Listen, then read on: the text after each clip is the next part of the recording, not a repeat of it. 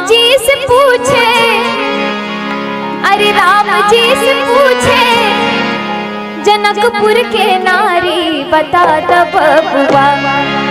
भगवान राम जब हमारे यहाँ, मैं मिथिला की रहने वाली हूँ, बिहार में मधुबनी, वहाँ मेरा घर है। तो भगवान राम हमारे यहाँ पर पाहुन बन करके आते हैं, दूल्हा बन करके आते हैं। तो दूल्हा का किस प्रकार सत्कार करते हैं, हमारे यहाँ बहुत रोचक चीजें होती हैं, बड़े रोचक प्रश्न भी पूछे जाते हैं भगवान राम से। तो ये गीत जो है वही कुछ दर्शा रहा है। अलग अलग अंतरों में अलग अलग सवाल पूछते हैं मिथिला के लोग भगवान राम से। तो वो क्या क्या सवाल है, ये इस गीत को बड़े ध्यान से सुनिएगा। अरे राम जी से पूछे, राम जी से पूछे जनकपुर के नारी बता द बबुआ। लोगवा देत काहे गारी बता द बबुआ। लोगवा देत काहे गारी बता द। क्या बात है। राम जी से पूछे, राम जी से पूछे जनकपुर के नारी बता द बबुआ। अरे लोगवा देत काहे गारी बता द बबुआ। लोगवा देत काहे गारी बता द बबुआ।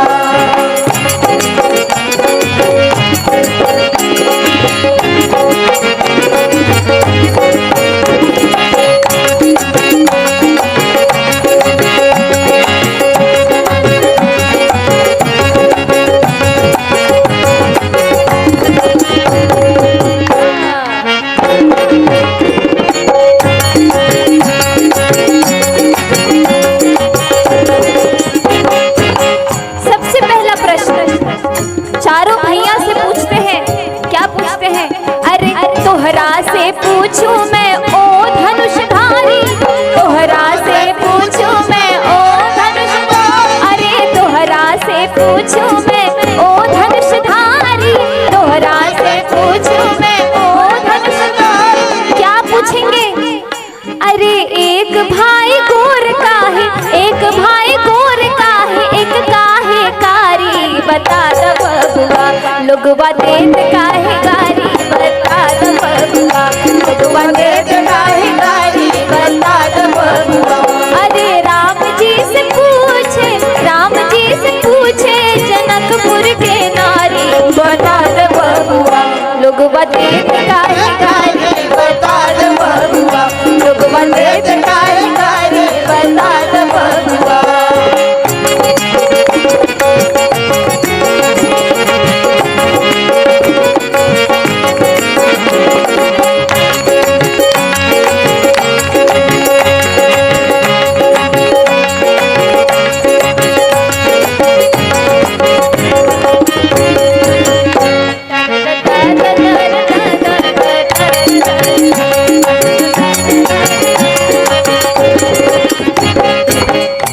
दूसरा प्रश्न भगवान राम के गुरुदेव से पूछते हैं, जो उनको लेकर के स्वयंवर तक पहुंचे थे। अरे ई बूढ़ा बाबा के पाकल पाकल दाढ़ी, ई बूढ़ा बाबा के पाकल पाकल दाढ़ी। अरे ई बूढ़ा बाबा के पाकल पाकल दाढ़ी, ई बूढ़ा बाबा के पाकल पाकल। अरे देखन में पातर, कई सारे ऐसे लोग होते हैं दिखने में बहुत पतले होते हैं, खाते चाहे कितना भी भर भर के है। मैं भी शायद उनमें से हूँ, बहुत ज्यादा खाती हूँ लेकिन ऐसी की ऐसी रह जाती हूँ। तो वही बोल रहे हैं। अरे देखन में पातर, अरे देखन में पातर खाए भर थारी बता द बबुआ। लोगवा देत काहे गारी बता द बबुआ। लोगवा देत काहे गारी बता द बबुआ।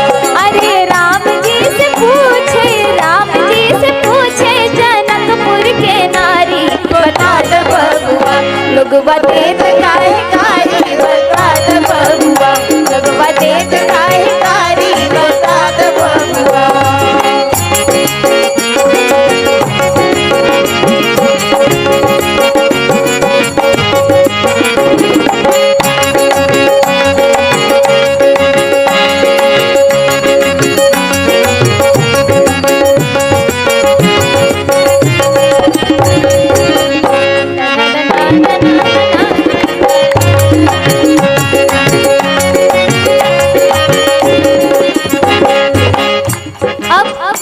तीसरा प्रश्न किनसे पूछे? राम जी के पिताजी कि आजू मिथिला नगरिया निहाल सखिया कि चारों दुल्हा में अरे बड़का कमाल सखिया। आइए मीठी मीठी तालियों के साथ बड़े भाव से मिलते हुए गाएंगे।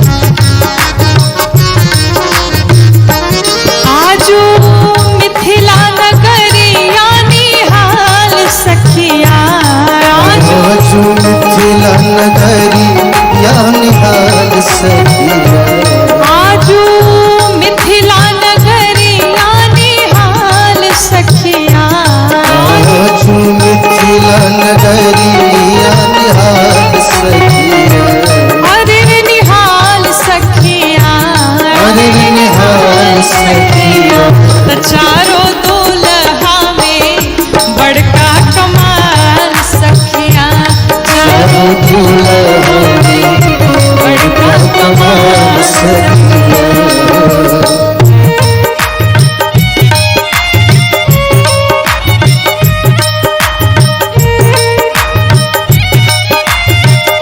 बड़े भाव से सभी नाचते हुए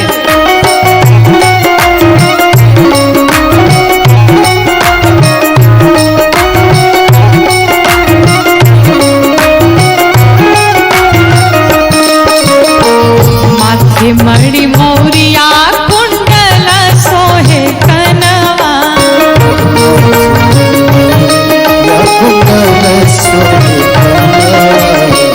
कारी कारी कजरा रे झूलनी नयनवा,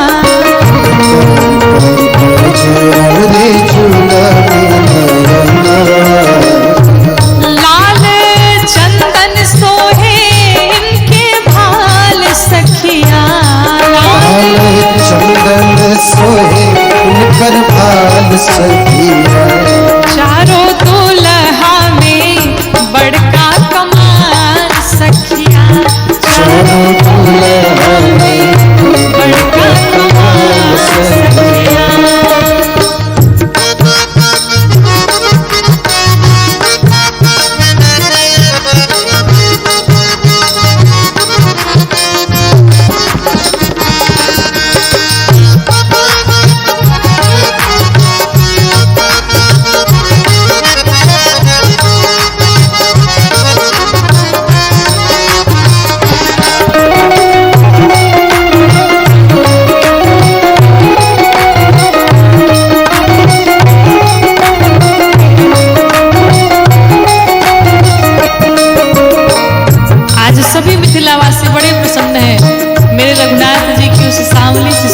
देख करके सभी आनंदित हैं और क्या कहते हैं? गगन मगन आजू मगन धरतिया, आजू मगन धरतिया, देखी देखी दुल्हा जी के सावरी सूरतिया, देखी दुल्हा जी के सावरी सूरतिया। बाल वृद्ध नर नारी सब निहाल सखिया, बाल वृद्ध नर नारी सब निहाल सखिया, अरे निहाल सखिया। चारों दुल्हा में बड़का कमाल सखिया, चारों दुल्हा में बड़का कमाल सखिया।